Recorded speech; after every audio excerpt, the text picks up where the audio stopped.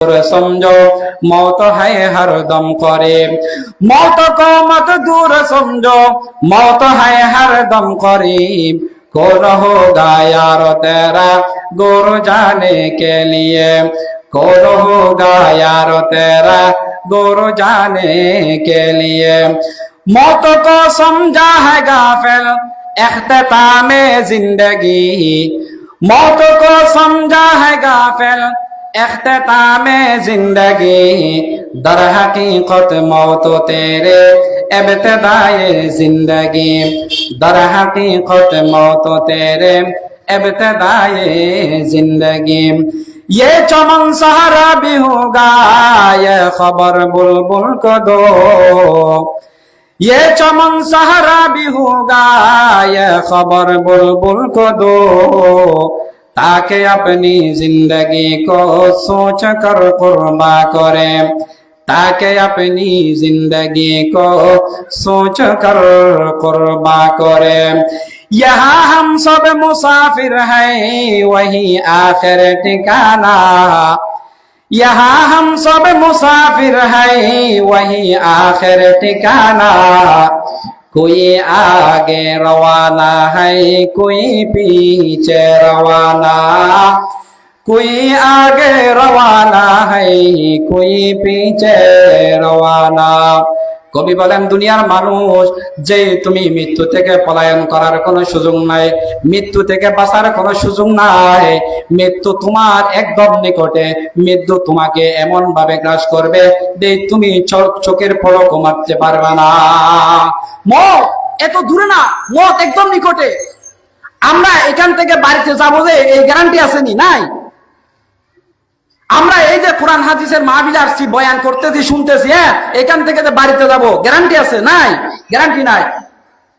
কবি বলেন, দুনিয়ার মানুষ আমরা সবাই এখানে মুসাফিরের মতো মানুষ। চট্টগ্রাম থেকে ঢাকার উদ্দেশ্যে রওনা হয়, ওই ঢাকার মধ্যে যায়, ওইখানে চিরস্থায়ী ভাবে যায় না, কিছুদিনের জন্য যায়।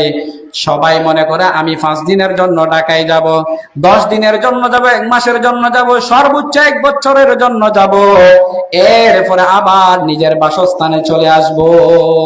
কবি বলতেছেন, ইহা হাম সব মুসাফির হ্যায়, ওহি আখির ঠিকানা। ইহা হাম সব মুসাফির হ্যায়, ওহি আখির ঠিকানা।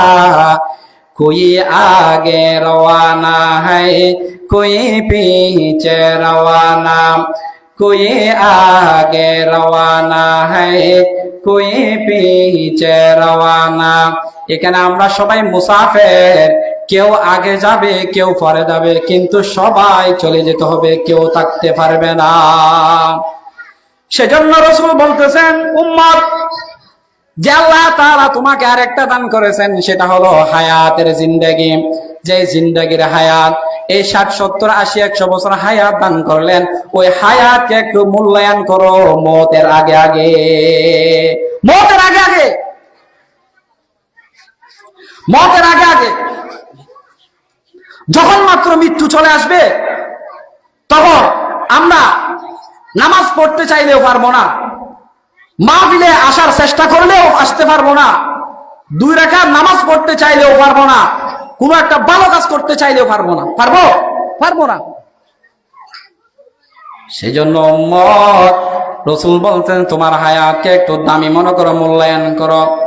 তোমার হায়াতকে এই কোরআন হাদিসের এই মজমার মধ্যে সময় দাও।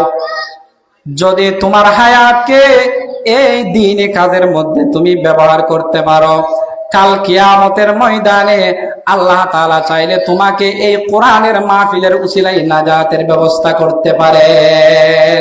সুবহানাল্লাহ।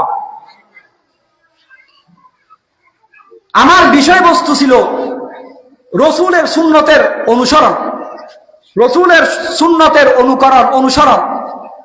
আল্লাহ বলেন, কুল ইন কুনতুম তুহিব্বুনাল্লাহ ফাত্তাবিউনি ইউহিব্বুকুমুল্লাহ ওয়া ইয়াগফির লাকুম যুনুবাকুম ওয়াল্লাহু গফুরুর রহিম।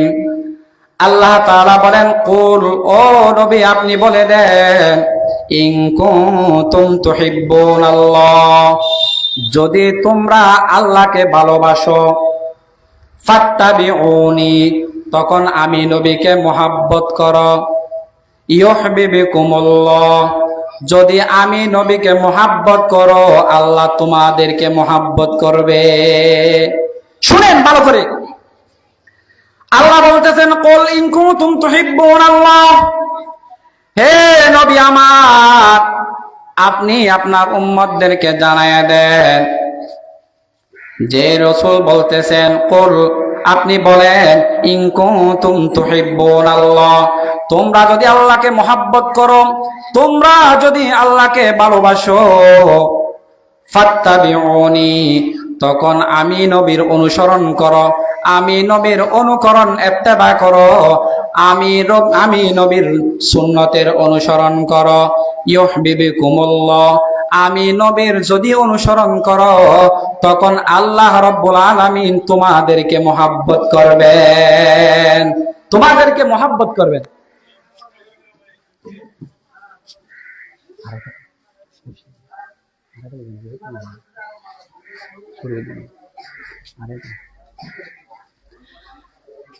আল্লাহ তাআলা তোমাদেরকে কি করবেন? মহাব্বত করবেন।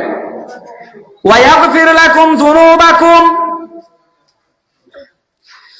এবং আল্লাহ তাআলা তোমাদের জিন্দেগীর সমস্ত গুনাহগুলো মাফ করে দিবেন। তাহলে দেখেন, আমরা যদি আল্লাহকে মহাব্বত করি তখন আমরা সর্বপ্রথম আমাদের কাজ হলো রসুলের অনুসরণ। রসুলের যদি অনুসরণ করতে পারি তাহলে আল্লাহ তাআলা আমাদেরকে মহাব্বত করবেন এবং আমাদের জিন্দেগীর সমস্ত গুনাহগুলো মাফ করবেন। সুবহানাল্লাহ। সাথে সাথে রসুল বলেন, ক্বালা রাসূলুল্লাহি সাল্লাল্লাহু আলাইহি ওয়াসাল্লাম, মান আহাব্বা সুন্নতি ফাকাদ আহাব্বানি ওয়া মান আহাব্বানি কানা মাই ফিল জান্নাহ। আল্লাহর নবী বলেন, মান আহাব্বা সুন্নতি,